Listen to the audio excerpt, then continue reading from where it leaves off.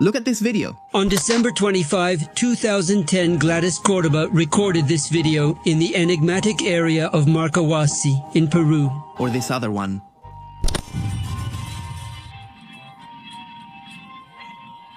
Both went viral because it is believed that giants can be seen in them. In fact, the second video has a chilling backstory if you look patiently. There are plenty of these recordings that claim to be the conclusive and definitive proof that colossal beings live on the margins of our civilization, in the mountains or in caves that would connect them to underground cities.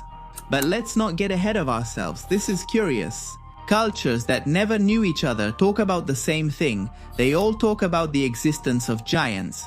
We're talking about enormous beings who supposedly lived among humans, who taught forbidden knowledge, who challenged the gods or were punished by them. Some mixed with humans, others were annihilated by floods or by celestial wars. But the structure of the myth is the same, and that perfect and universal repetition raises a question. How is it that everyone invented exactly the same thing?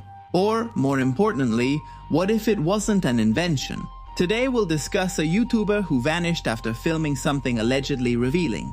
About a giant killed by the military, incredible discoveries, a two-headed being that would now rest in a museum of oddities, and many other things. To try to shed light on these questions, we need to dive into this special about giants. As always, in this report we'll present a mythological perspective, a believer's perspective, and a skeptical perspective on the subject. Will you know which of these positions represents you the most? We also invite you to share any valuable information you have about this topic in the comments below, so we can expand on what we've presented. If you like the video, you can write giants in the comments. Now, let's get started.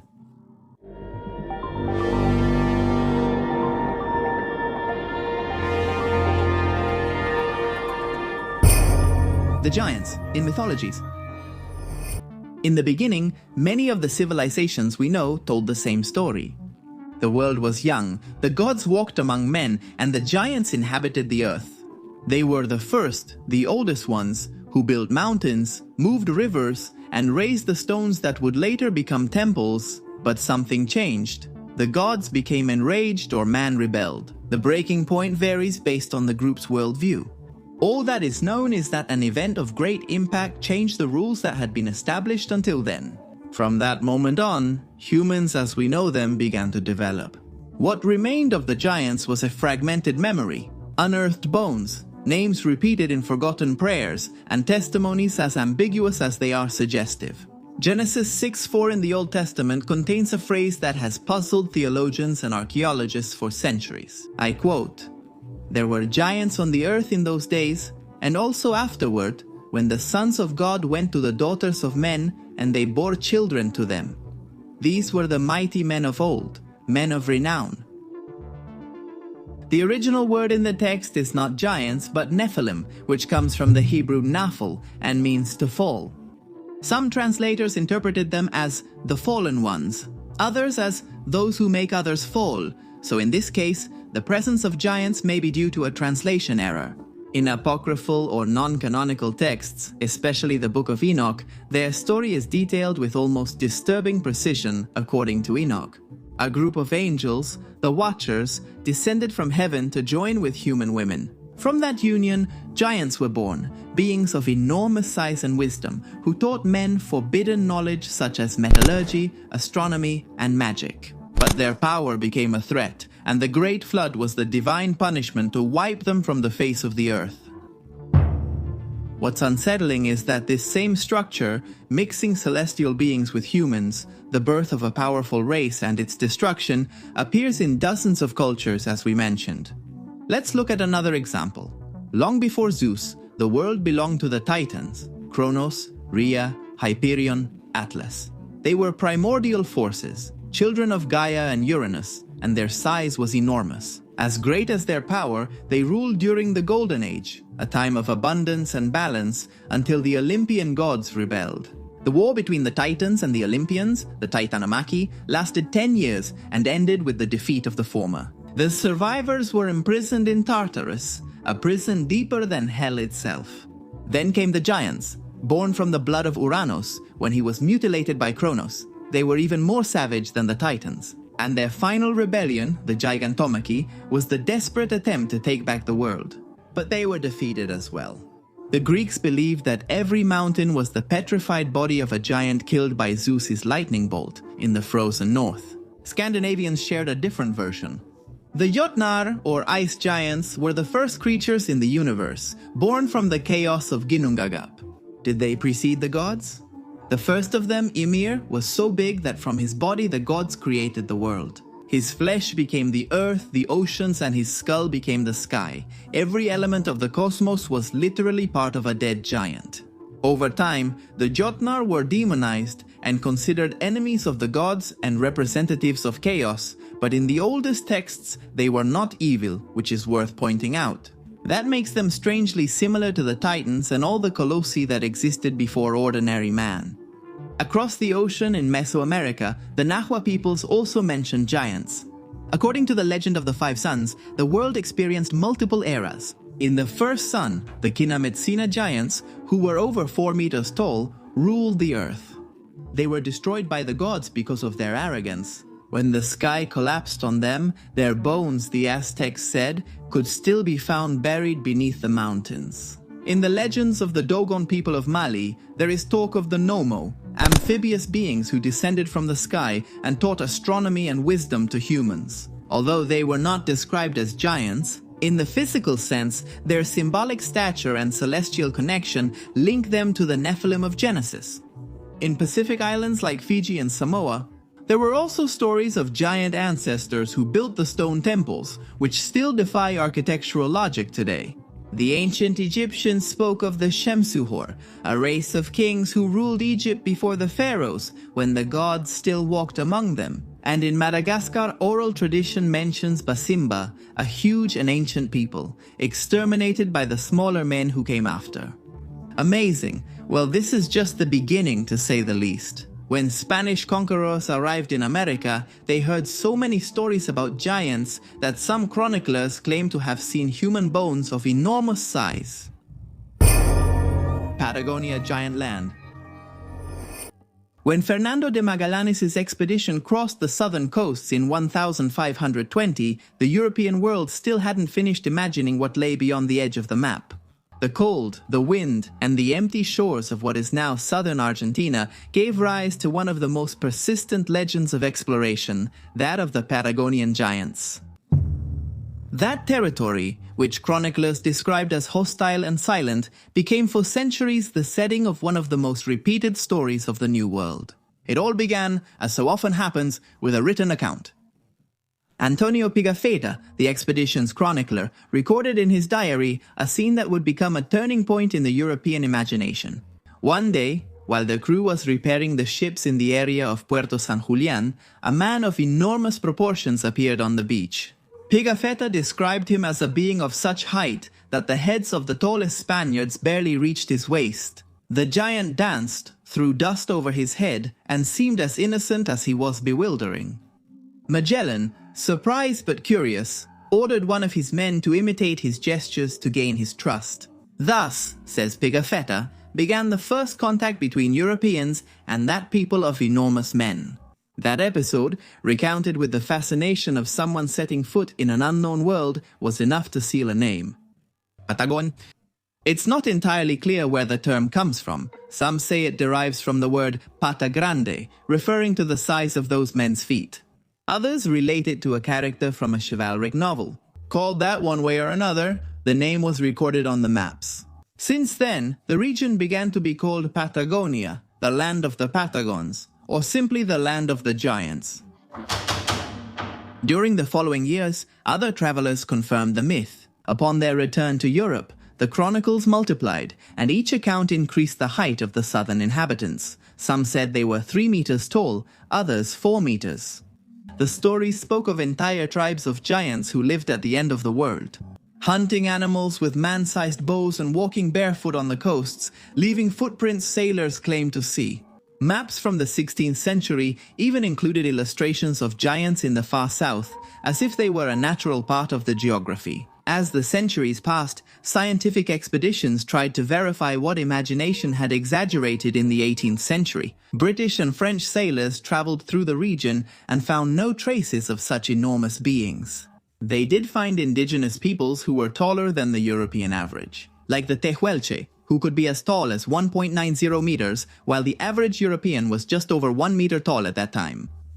This difference, along with the surprise of the first encounter and the tendency to exaggerate the exotic, seems to have been enough for the story to become distorted with each new telling. The giants may have just been large men, seen by those eager for wonders.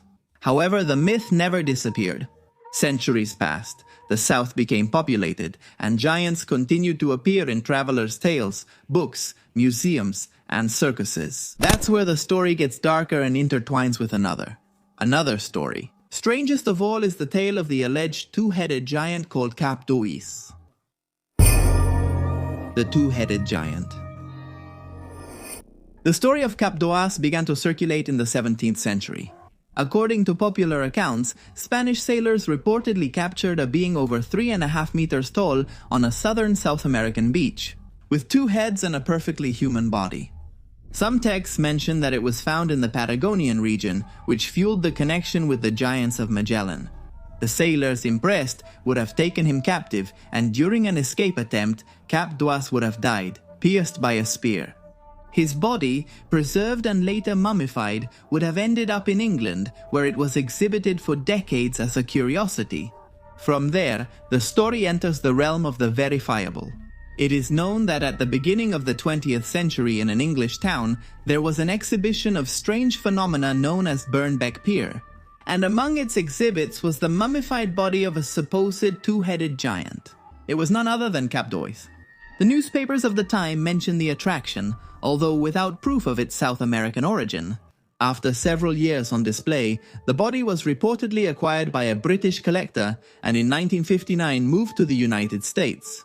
Today, the figure of Cap d'Oise can be seen in the city of Baltimore at the Antique Man Lintide, owned by Robert Gerber, a collector who maintains a gallery of oddities. There, behind a glass display case, is a mummified human figure approximately 3.5 meters tall, with 2 heads and gigantic proportions. Visitors can observe it, photograph it, and listen to the different versions of its origin, although none of them have scientific backing.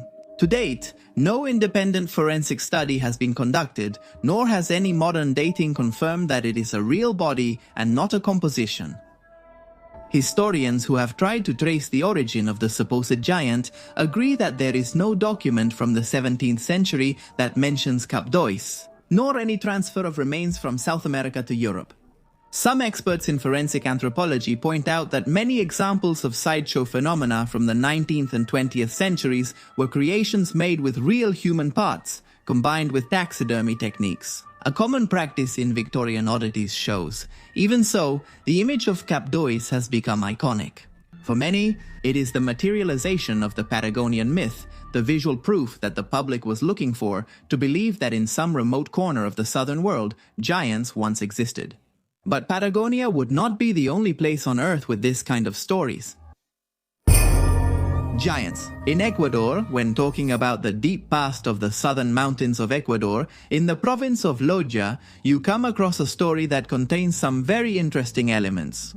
Bone remains, imposing lost rituals, and a priest archaeologist who claimed to find traces of unusually tall beings. In the mid-1960s in the parish of Changa and Mina, a group led by Carlos Miguel Baca Alvarado, a priest born in 1912 with a passion for music and archaeology. He excavated at a site described by the locals as the Cemetery of the Gods. Changa and Mina, it is said, would derive from words that refer to leg bone and mine deposit. We would be talking about this being the fossil of a Nephilim, maybe the fossil of a giant, of a human giant, which suggests to the locals that remains of extraordinary beings could be resting there. According to the alleged witnesses, 25 men of various ages showed up to work fervently under the priest's orders. Armed with shovels and pickaxes, they eagerly began, unaware of what they'd find. The various collected accounts say that after several long hours of work, a skull of enormous size appeared among the unearthed soil. Then a body and limbs appeared, suggesting the presence of a being with an estimated height of 7 meters. That discovery sparked the imagination of the community, and soon there was talk of other things that might have appeared beneath the ground. Giant tools, strange garments, and more skeletons of impossible proportions. All of it made up a story that went beyond conventional archaeology. Many saw in this a certain correlation with what was written by Juan de Velasco, an Ecuadorian Jesuit, who had highlighted in his ancient history of the Kingdom of Quito from 1789, and I quote, "Manta was, at the beginning of the Christian era, the stage for the dreadful race of giants."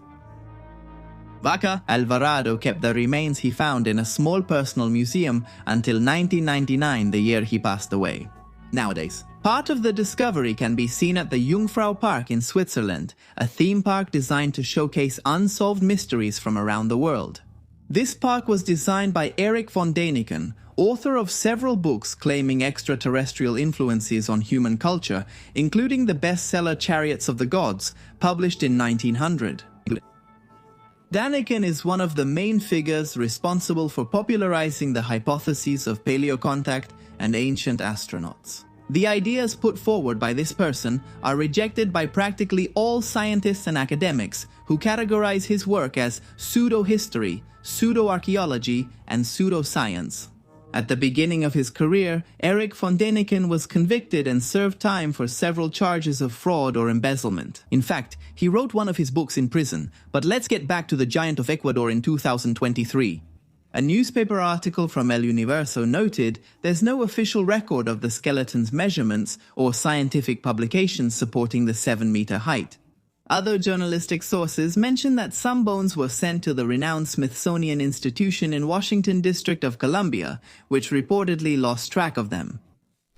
Let's pause here for a moment before we continue. And that's because the Smithsonian Institution and the giants are said to be connected by a conspiracy theory. What are they hiding from us in Washington? Among researchers of the unexplained, there is a persistent hypothesis that the Smithsonian Institution, one of the most respected scientific institutions in the United States, played a key role in the alleged disappearance of giant bones, according to some alternative historians. In the late 19th century, the Smithsonian reportedly received several unusual skeletons from archaeologists and collectors nationwide. Shortly after, the remains were allegedly catalogued and stored, never to be seen again. For what purpose? To maintain an evolutionary narrative that aligns with official science? But does this make sense? A prestigious institution would be at the mercy of high-ranking interests that would want to hide the presence of giants in past civilizations. And in any case, what would change if we could confirm that there really were beings larger than we ever knew? The answer in that sense is complex. Those who believe that the existence of giants was hidden associate giants with mother races and civilizations that had more accurate knowledge about the energies of the world. A knowledge that, if it became widespread today, could threaten those who control international finance. In short, it is believed that by hiding the giants, not only would a narrative about evolution be preserved, but also a way of understanding the dynamics by which reality itself works. But then, would understanding the giants bring us closer to a kind of world of monsters? Giants are a species of monsters. Giants, a species of monsters, that is the giants. Monsters, that is giants, are a kind of monsters. That is giants, monsters, giants, a species of monsters. It's a species that giants, a species of monsters. That is, giants are a kind of monsters. That is, giants, monsters. That is, giants, giants. The news was false, but the rumor survived. And although there is no evidence of an official conspiracy, there are records that during the 19th century American archaeological expansion, thousands of indigenous remains and artifacts were indeed removed from their original contexts and transported without clear documentation. There was no official cover-up, but unresolved gaps and questionable actions remain. Was it due to a simple mistake, negligence, or darker interests?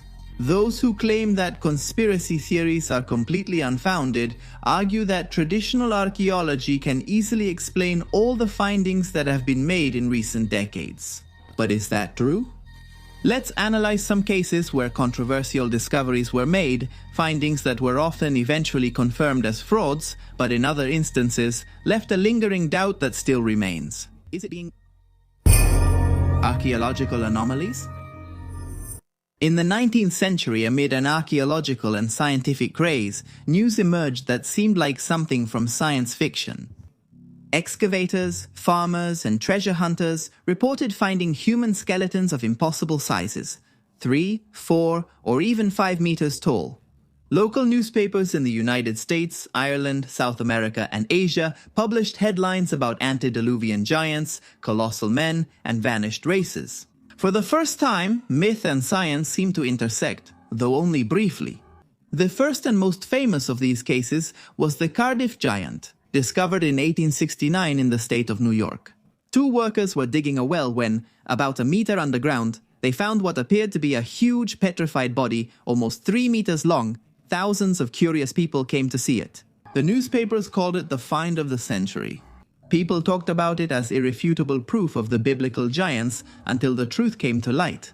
The supposed giant was a sculpture carved by a man named George Hall, who wanted to prove the gullibility of the religious public. The hoax was so successful that even when it was revealed, many people kept believing.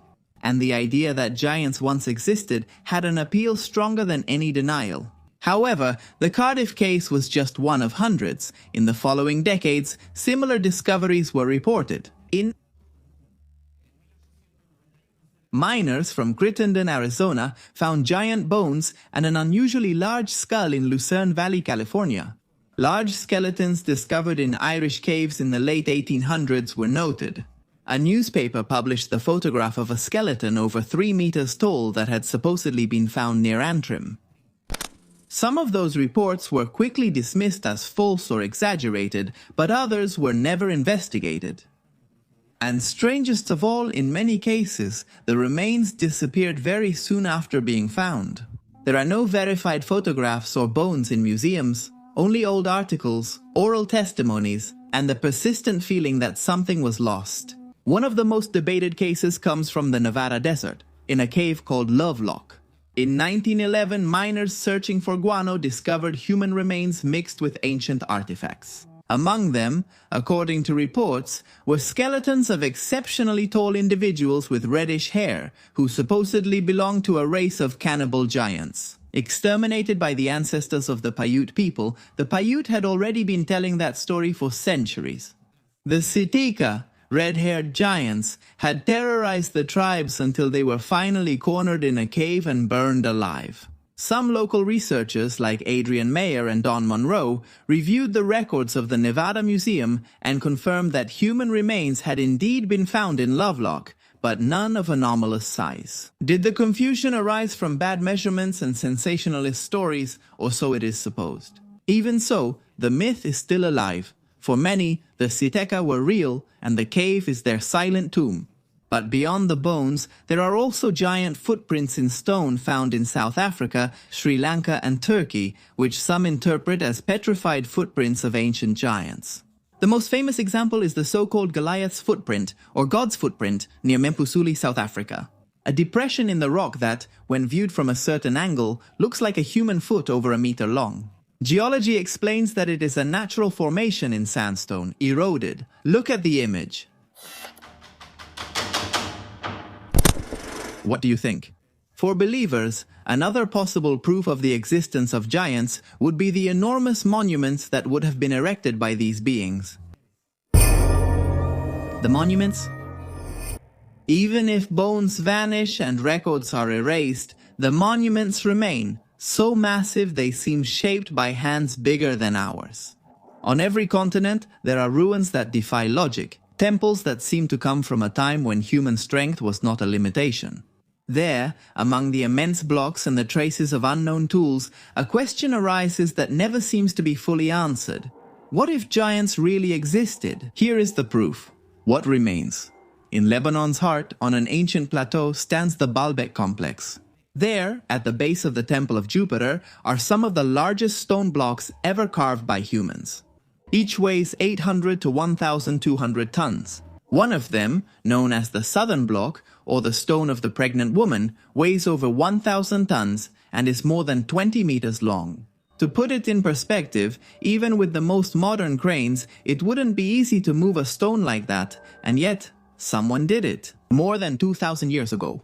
Archaeologists agree that the Romans inherited Baalbek from an older civilization. But what no one has been able to explain for sure is how those blocks were transported and fitted together with millimeter precision.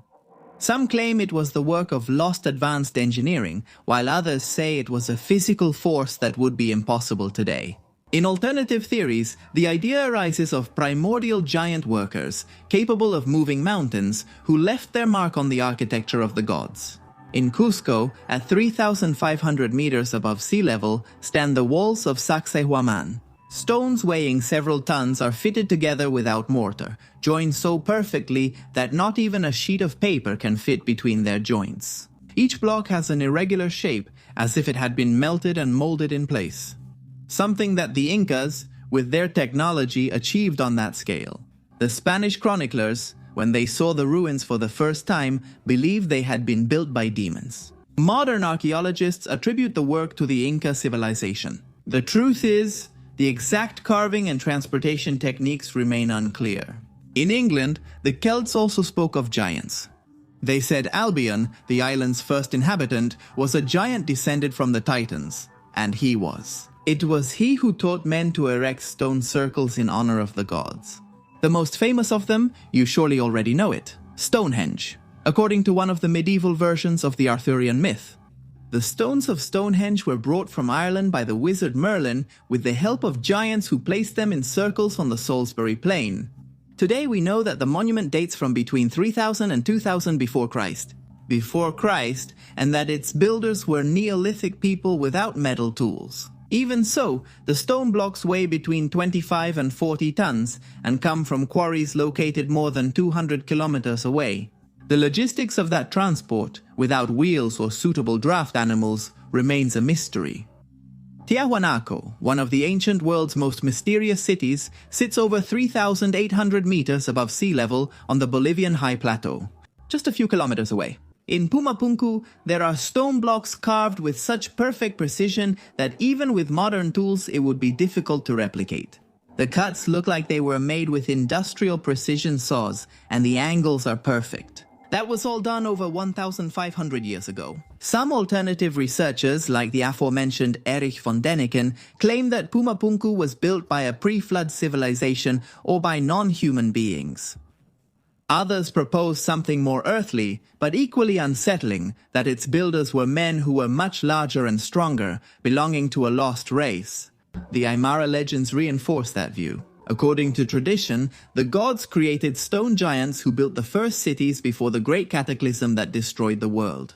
In Texas, Mexico, Egypt, and China, hammers, spears, or axes have been documented that seem to have been designed for human hands, but of much larger proportions. In some cases, these are ritual objects or symbols of power, but others don't fit so easily into that category. The dimensions of certain artifacts found in 19th century excavations, although without reliable photographic records, have been described as impossible tools.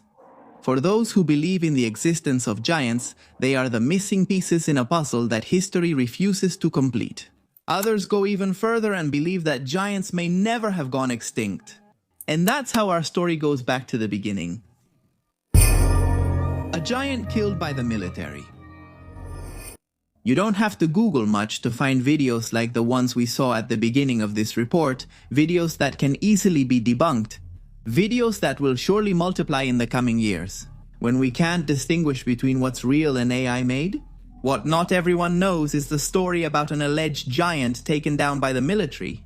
It began when a YouTuber posted a lengthy interview with a military contractor known as Senior K, who claimed to have been present during Operation Enduring Freedom in 2002 when the military fought fierce battles with the Taliban in its de facto capital, in Kandahar province, during the United States invasion of Afghanistan.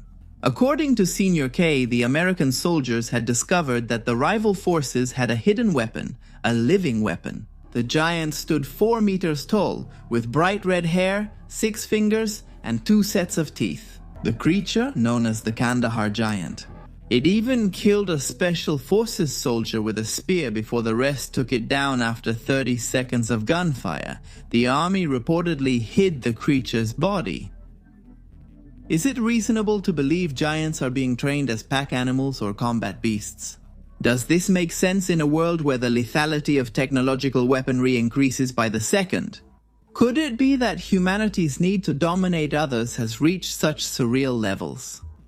And since we've reached this point, let's uncover the story behind the second video we saw at the beginning, the giant of Andrew Dawson. No one could have predicted that a short social media video would spark such an unprecedented mystery.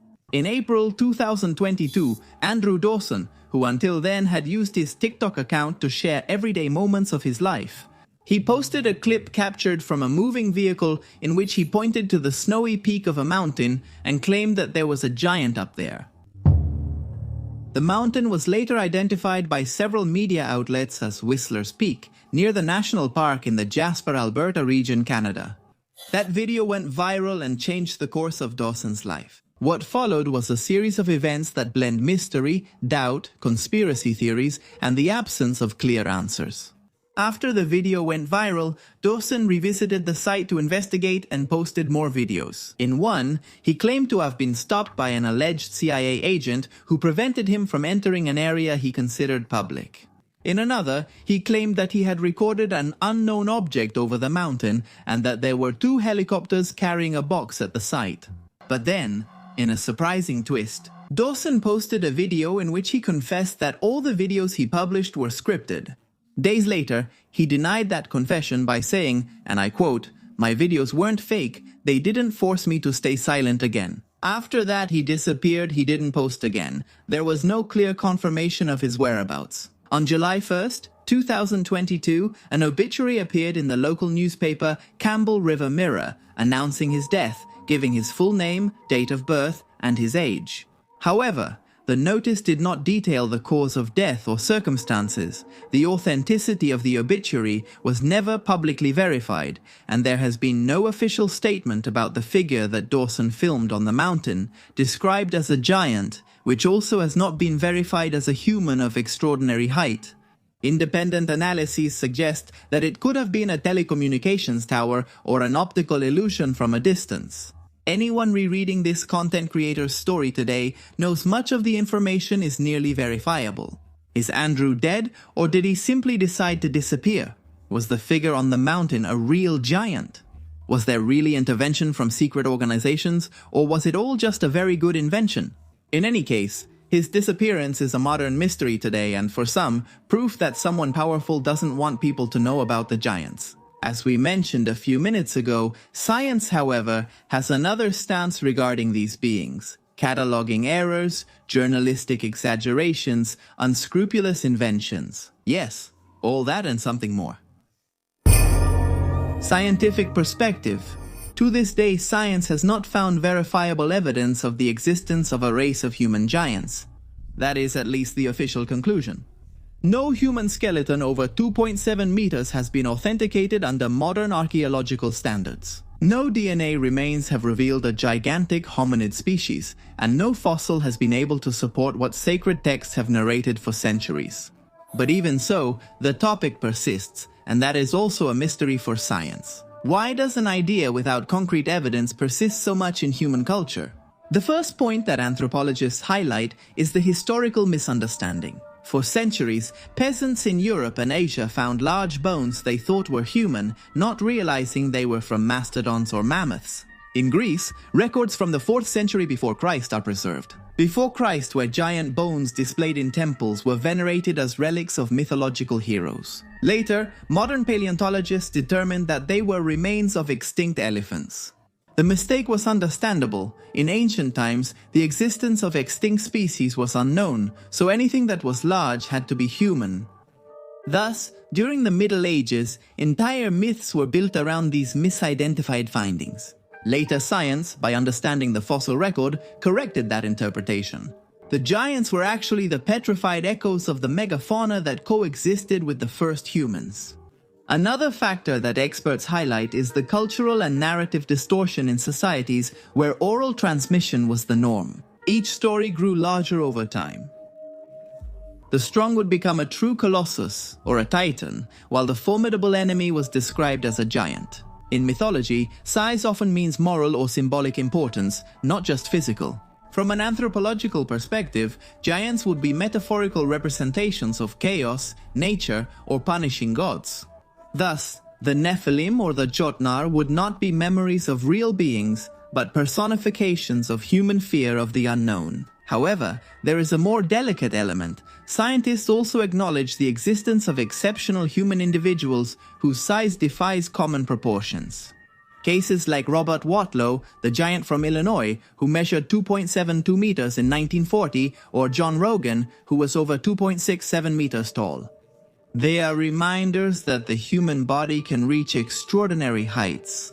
These conditions, known as gigantism or acromegaly, are caused by hormonal imbalances in the pituitary gland. In ancient societies, where such an individual could appear to be a supernatural creature, it's not unreasonable to imagine how a biological phenomenon became a collective myth. A single real giant would have been enough to fuel the legend for generations. Science also points out that during the so-called golden age of sensationalist journalism, many newspapers published fantastic stories without verifying sources, with headlines designed to sell. On the other hand, hominids, known from Australopithecus to Homo sapiens, show anatomical variations, but within margins consistent with our biology. The tallest was probably Homo heidelbergensis, who could reach about 2 meters, a considerable height, but not gigantic. As for Gigantopithecus blacki, often mentioned in alternative theories, it was an ape, not a human. It lived in Asia around 300,000 years ago, and though nearly 3 meters tall, its body resembled a giant gorilla more than a human. For science, the human giant as an independent race simply doesn't fit with the evolutionary evidence. But popular culture isn't interested in that. Giants in culture. In the 20th century, giants moved from the sacred to popular culture. Fantasy literature reimagined them as symbols of power, fear, or apocalypse. In Gulliver's Travels by Jonathan Swift. The large size isn't a biological trait, but a way to discuss human ego and absurdity. Later, in the modern epic The Lord of the Rings, Tolkien gave them back their ancestral strength with the Ents, the Trolls, and the Stone Colossi, creatures that, although they belong to fiction, evoke that same distant past in which men still believe they lived alongside immense beings. In cinema, the giant archetype multiplies, from King Kong and Jack the Giant Slayer to the titanic creatures of the Japanese Godzilla universe. We recently saw the global anime phenomenon with Shingeki no Kyojin, or Attack on Titan. A story that spoke of a world of humans locked behind several tall walls, protected from the attack of giants who only wanted to devour them. They symbolize more than their size, representing primordial rebellion against modernity and the Earth's living memory challenging human arrogance. But the myth not only survives in art, it is also reinvented in conspiratorial discourse. Since the late 20th century, the internet has become the new battleground between the official and the hidden. Forums, videos, and blogs started gathering old photos, testimonies, and allegedly censored documents on archaeological discoveries of giant skeletons. In that context, the so-called digital archaeologists were born, anonymous users, self-taught researchers, YouTubers, and alternative communicators who try to reconstruct lost history from their computers. They analyze aerial photographs, review declassified files, compare myths between cultures, and sometimes find disturbing patterns. Today on social media, a video about supposed giants seen from a distance and with terrible resolution can reach millions of views in just a few days. Algorithms fuel the fascination, mixing real archaeological facts with increasingly bold theories that giants were the true builders of the pyramids. that their remains were hidden after the Great Flood or still lie beneath the Antarctic ice. Some even link them to extraterrestrial civilizations, claiming that the sons of the gods from Genesis were visitors from other worlds who genetically manipulated humanity. In the past, stories were told around the fire. Today, that fire is a glowing screen. The voice is no longer that of the shaman or the priest, but that of the digital narrator, who revives old questions from a YouTube channel or Reddit thread. Giants no longer dwell in mountains or caves, but in humanity's desire to believe the world still has secrets to uncover. As long as we keep looking back with that mix of fear and fascination, as long as we keep wondering if there was something greater before us, the giants will continue walking among the shadows of our history and our subconscious. And it's undeniable that the myth says something about us, about the need we feel to imagine a humanity that is older and more powerful. Perhaps because deep down we sense that we are not the beginning of history, but just another link in the chain. Perhaps because, beyond any official version, the doubt persists that beneath our feet, the true and enormous founders of the world may rest or wander.